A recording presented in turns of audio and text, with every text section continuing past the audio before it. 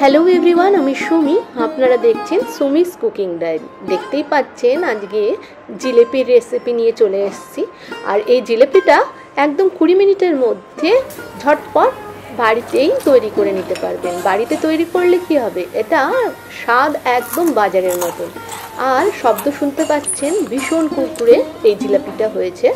তো চলুন দেখে নেওয়া যাক কীভাবে এই কুরকুরে জিলাপিটা বাড়িতে তৈরি করে ফেললাম 20 মিনিটের মধ্যে। প্রথমে 1 কাপ ময়দা নিয়ে নিয়েছি, অর্থাৎ 200 গ্রাম ময়দা আছে।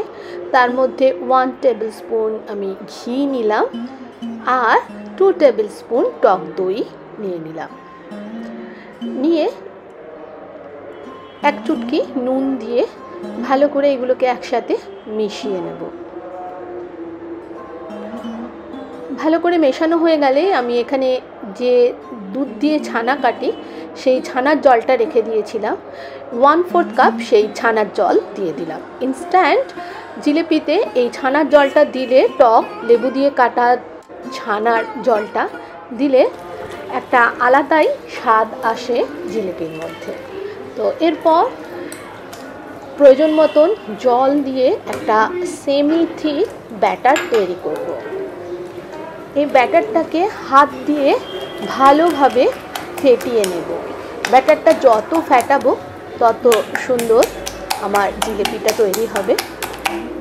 ব্যাটারটা তৈরি হয়ে গেছে, একটা পোরিং কনসিস্টেন্সি ব্যাটার আমি তৈরি করে ফেলেছি। এরপর এটাকে ঢেকে 10 থেকে 15 মিনিটের জন্য আমি রেখে দেব।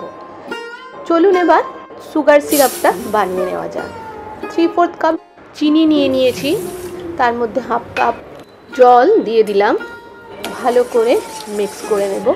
যতক্ষণ না চিনিটা ভালো করে গলছে ততক্ষণ আমি এটাকে ফুটিয়ে নেব। চিনিটা গলে গেলে এর মধ্যে দিয়ে দেব 2টো এলাচ আর দিয়ে দিলাম 1/4 লেবুর রস। এরপর চিনি শিরাটার মধ্যে আমি একটু হলুদ ফুড কালার মিশিয়ে নিলাম।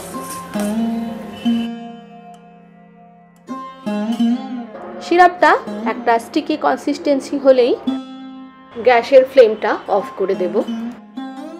এরপর চলে এলাম, ব্যাটারটাও আমার তৈরি হয়ে গেছে। এরপর ব্যাটারের মধ্যে 1 টিস্পুন বেকিং পাউডার দেব আর 1.5 টেবিল স্পুন মতন জল দিয়ে এটাকে ভালো করে মিশিয়ে নেব বেকিং পাউডারটা। এবার এই ব্যাটারটাকে একটা পাইপিং ব্যাগে ঢেলে নেব। পাইপিং ব্যাগের মুখটা আগে থেকে 1 ইঞ্চি মতন কেটে রেখেছিলাম। এবার এদিকে একটা ফ্ল্যাট ফ্রাইং প্যান নিয়ে নেব, তার মধ্যে পরিমাণ মতন তেল আর 2 টেবিল স্পুন একটু ঘি দিয়ে দিলাম যাতে একটা সুন্দর গন্ধ আসে। এরপর তেলটা গরম হয়েছে কিনা চেক করার জন্য আমি একটা জিলাপি ব্যাটার দিয়ে দিলাম। যদি দেখি যে সুন্দরভাবে হচ্ছে, ছড়িয়ে যাচ্ছে না, তার মানে ব্যাটারটাও আমার ঠিক আছে আর তেলটাও ঠিক মতন গরম হয়েছে।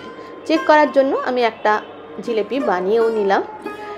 এবার আমি আস্তে আস্তে করে সার্কেল করব, জিলেপির যেরকম হয়। প্রথম একটু অসুবিধে হবে, আমাদের তো অভ্যেস নেই, সেই জন্য যত করব তত আস্তে আস্তে এই জিলাপিগুলো সুন্দরভাবে তৈরি হবে।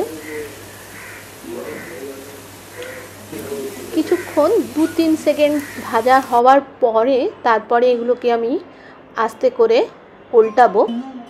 জিলাপিগুলোর রং যখন হালকা বাদামি কালার হবে তখন আমি জিলাপিটাকে উঠিয়ে ভালো করে তেলটাকে ঝেড়ে ঈষৎ উষ্ণ গরম সুগার সিরাপের মধ্যে ডিপ করব। করে রসের মধ্যে কয়েক সেকেন্ড রেখে সেটাকে তুলে একটা সার্ভিং প্লেটে সার্ভ করব। এইভাবেই সব জিলাপিগুলো ভেজে আস্তে আস্তে সুগার সিরাপে ডিপ করে তারপরে সার্ভিং প্লেটে সার্ভ করব। এইভাবেই বাড়িতে খুব সহজে 20 মিনিটের মধ্যেই এই ইনস্ট্যান্ট জিলাপিগুলো তৈরি হয়ে যাবে। আর এটার স্বাদ একদম বাজারের জিলাপির মতন। তো আশা করি এই রেসিপিটা আপনাদের ভালো লেগেছে। ভালো লাগলে সাথে থাকবেন, ভালো থাকবেন।